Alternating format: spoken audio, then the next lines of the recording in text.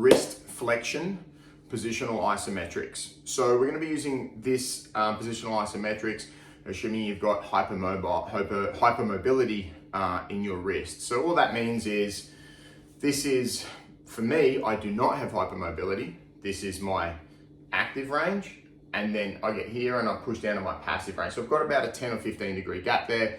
That's rule of thumb, what we want. If you've got larger than that, 20, 30, 40, even more, then we're going to use this positional isometrics to start giving your body control of that range of motion. So what you're going to do is you're going to get to the end of your active range. So you're just going to get to the end of your active range.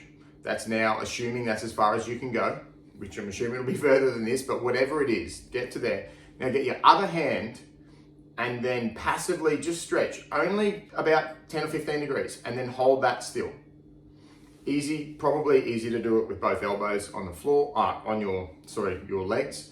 So active, grab the hand, 10 or 15 degrees. Now just hold still. Once you're holding still, what you're going to do is you're going to do 2 reps of 10 seconds. Sorry, you're going to do pails of 10 seconds and then rails of 10 seconds at maximal effort contractions. So the pails is you're going to actively try to lift back this way, and then rails is you're going to actively try to push further down.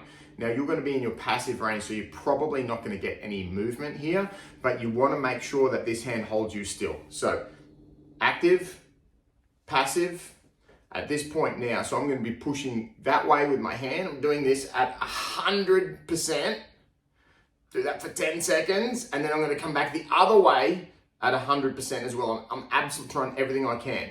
Now it's important when you do this to hold this still. So as I start trying to lift it that way, when you're fighting with this hand, don't be like doing that. We want to hold it still at that 10 to 15 degrees past your active range. So active, 10 to 15 degrees. Passive, do a rep here. And then another 10 or 15 degrees and do another rep here. So 10 seconds pails, 10 seconds rails. Once you've done that, go another 10 or 15 degrees and do it again. And just keep going until you get to the end of your passive range. Once you get to the end of your passive range, do a rep there, and that's your last rep. So assuming you've got, say, a 45 degree gap, you go 10 or 15, 10 or 15, 10 or 15, so you'd have 3 reps. If you've got 90 degrees, well, you'd have probably 6 reps, if that makes sense. If you've only got 30 degrees, you'll have 2 reps because you do it at 10 or 15 and then 30. But just make sure when you do it. So active, passively 10 or 15. Hold this still as you go. Don't let that move, but absolutely put everything you can into this. Big breath, brace your core, and go.